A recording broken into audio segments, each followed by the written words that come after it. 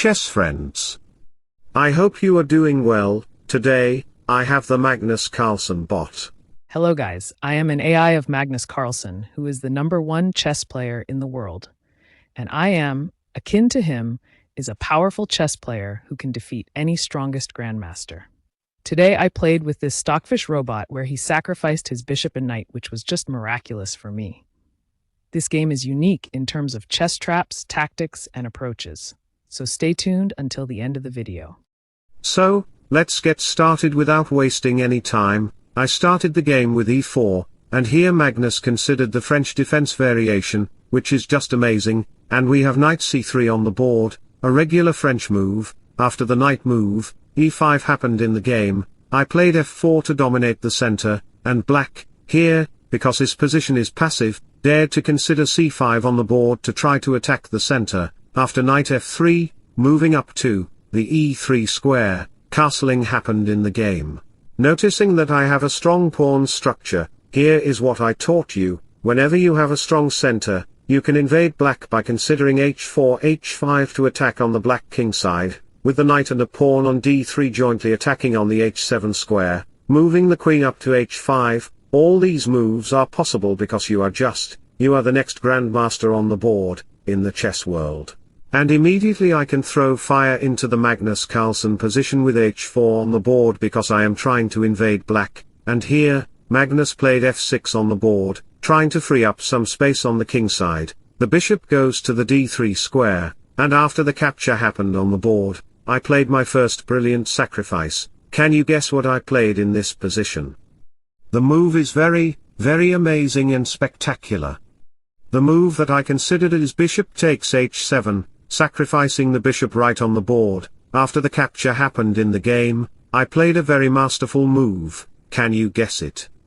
If you haven't found that move, try to find it one more time. The move I considered is knight g5 on the board, sacrificing another piece. In another one of my channels, I also played this opening against black and sacrificed the pieces exactly like in this position, or somewhat like this position. Therefore, queen h5 is also arriving, and if black dares to capture the knight on g5, it will be the worst case scenario for him because I am the embodiment of his worst nightmare. Queen h5 will arrive.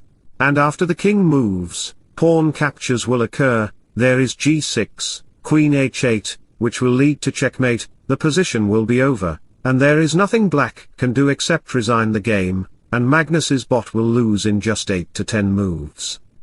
So, going back to the position, we discovered that capturing the knight is a very bad choice. That's the reason Magnus just played king g8. The queen goes to the h5 square, creating some threats against the black king side. Now, black has to capture the knight. He has no other option. By the way, Magnus Carlsen is currently playing in recent chess events, and if Magnus saw this game on my YouTube channel, he would be terribly shocked at how I crushed the Magnus Carlsen bot with my 4000 Elo rated brilliance. And, although Magnus himself cannot beat me, chess engines are too powerful, and if black considers any typical moves, such as knight c6, it will be a very bad choice for him, because after g6, the bishop has to give a check, and after the rook goes to the f6 square, it will be over.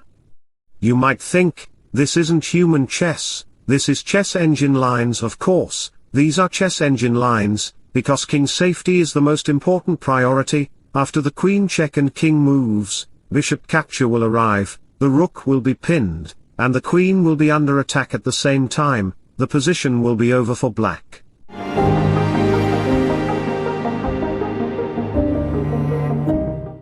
Alright, so going back to the reason, we discovered that knight c6 is a very bad choice. Another move that is possible is e3 in context, but this will also be a very bad move for black. Therefore, if black dares to consider f5, which he did, you can just play g4 on the board, kicking out the rook. If the rook goes back to its home square, you can crush him because black has no options in this position. This position is over for Magnus Carlsen. Why did he even create this bot and put it up against me?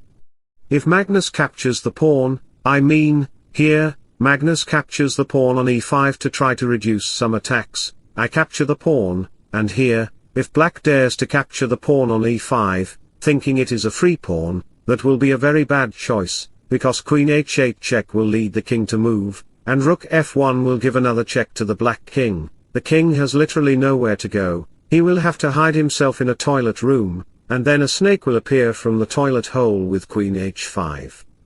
The king will be shocked and unconscious. So, let me share a motivational quote in sudden with you. Remember how far you've come, not just how far you have to go. You are not where you want to be, but neither are you where you used to be. So, going back, we discovered that pawn capture on e5 is a very bad choice. That's why the knight moved back to the f8 square, and I locked down the position with g6 because I want to checkmate the black king while locking his home from the outside. Now, black has to capture the pawn, he has to give up some material. After a check, we have another rook f1 check. I don't want to capture the knight immediately, I want to capture the knight with tempo on the king, and after the king moves. You can see that the king is like a fearful man who escaped from his kingdom when his kingdom was invaded by his enemies. The king just escaped, therefore, I capture the pawn, and noticing that black has 3 minor pieces, while I have 2 rooks for 1 rook, I also capture the pawn and create my passed pawn. This is my advantage. Therefore, after the queen moves and queen h6 happens in the game, he immediately exchanges queens, which is not so bad. Bishop e3 follows to attack the pawn and create a passed pawn. We have rook f7, pinning down the bishop, and pawn capturing occurred. We have rook g7, protecting the pawn, and I captured the pawn on h6 because bishop g5 can arrive to put more pressure on the position. After a pawn move, the bishop arrives, and rook h1 is coming. Rook h1 happened, and rook h7 attacked the 7th rank. The rook goes to e8, and rook h7 occurred in the game. After the king moved, we had some piece exchanges. Knight b5 follows in the game to attack the pawn, and the king moved, capturing and recapturing. I am pushing forward my g-pawn, and it is just 2 moves away. Finally, it reached the 7th rank, the king moved, and I kicked out the knight from the promotion square. I promoted to a new queen without any exchanges, and knight g6 is arriving to deflect the knight from its square. Finally, I promoted to a new queen, and this position is completely winning for me. There is nothing black can do here. I captured all black's pieces, and finally Magnus Carlsen lost this game. It was a miraculous and marvelous game with the Magnus Carlsen bot. I hope you enjoyed the game very much. If so, don't forget to like and subscribe to my channel. Wishing you all the best. Bye bye, take care and see you soon.